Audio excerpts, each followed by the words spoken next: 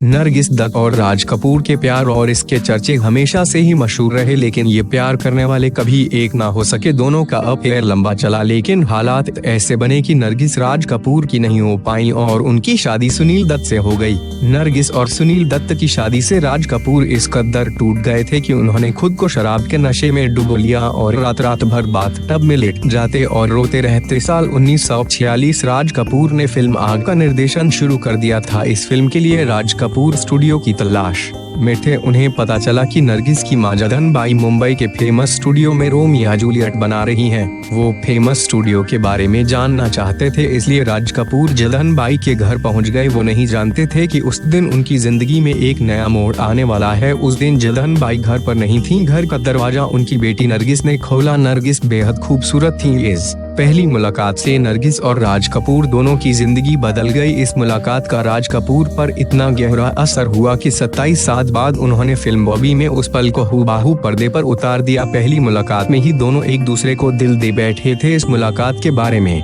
नरगिस ने अपनी दोस्त नीलम को बताया था। नीली आंखों वाला एक मोटा सा पिंकी घर आया था। दरअसल उस दिन दोनों की कोई बात नहीं हुई थी। राज कपूर नरगिस को घर में अकेले देख घबरा गए थे और तुरंत वापस लौट गए। नरगिस से मुलाकात के बाद वो सीधा इंदर राजा आनंद के घर पहुंचे। इंदर ने ही फिल्म आग की स्क्रिप्ट लिखी थी। उन्होंने इंदर से कहा कि वो स्क्रिप्ट में किसी तरह नरगिस का रोल भी जोड़ दें, क्योंकि वही अब इस फिल्म की हीरोइन बनेंगी। इसके बाद राज कपूर दोबारा नरगिस से मिले और उन्हें फिल्म आग के लिए साइन कर लिया। ये फिल्म 1949 में रिलीज हुई थी, लेकिन बॉक्स ऑफिस पर ज्यादा कामयाब नहीं हो सकी थी। लेकिन राज कपूर और नरगिस के दिल में प्यार की आग लग चुकी थी। नरगिस राज को पसंद करने लगी थी। राज कपूर के शादीशुदा होने के बावजूद नरगिस के साथ राज कपूर का रिश्ता रील से निकलकर रियल लाइफ में पहुंच गया था। अब नरगिस उनकी जिंदगी का अहम हिस्सा बन गई थी। दोनों के अफेयर से उनके परिवार वाले बेहद नाराज थे। कई बार तो दोनों को मिलने से रोका गया, लेकिन प्यार के इन पंछियों ने हर जंजीर को तोड़ दिया था।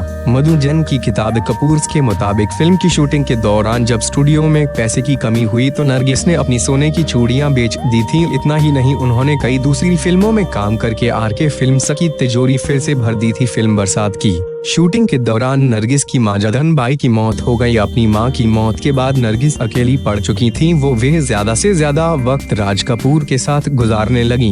10 मार्च 1950 को फिल्म बरसात रिलीज हो गई और ताबड़तोड़ कमाई की। इसी फिल्म के इस एक रोमांटिक सीन ने आरके फिल्म्स को उनका मशहूर लोगो दिया। राज कपूर और आरके स्टूडियो नरगिस के लिए इन दोनों से ज्यादा जरूरी कुछ नहीं था। नरगिस का सारा कामकाज उनके बड़े भाई अख्तर हुसैन संभालते थे। कहते हैं नरगिस की कमाई से ही उनके परिवार का खर्च चलता था। लेकिन जब नरगिस अपनी ज्यादातर कमाई आरके स्टूडियो में लगाने लगी तो उनके घर में हंगामा हो गया। इतना ही नहीं, नरगिस निर्माताओं के सामने ये शर्त भी रखने लगी थी कि उनकी फिल्म में हीरो राज कपूर को ही बनाया जाए। लेकिन नरगिस के भाई अख्तर हुसैन को राज कपूर और नरगिस का रिश्ता मंजूर नहीं था। राज कपूर के पिता पृथ्वीराज कपूर ने भी उन्हें समझाने की काफी कोशिश की, लेकिन राज कपूर और नरगिस का रिश्ता जारी रहा। फिल्म आग के बाद राज कपूर ने फैसला लिया कि नरगिस किसी भी बाहर के निर्माता की फिल्म में काम नहीं करेंगी। इस फैसले से नरगिस के भाई और फिल्म इंडस्ट्री में उनके करीबी लोग बेहद नाराज हुए। लेकिन राज कपूर के प्यार में दीवानी हो चुकी नरगिस ने किसी की नहीं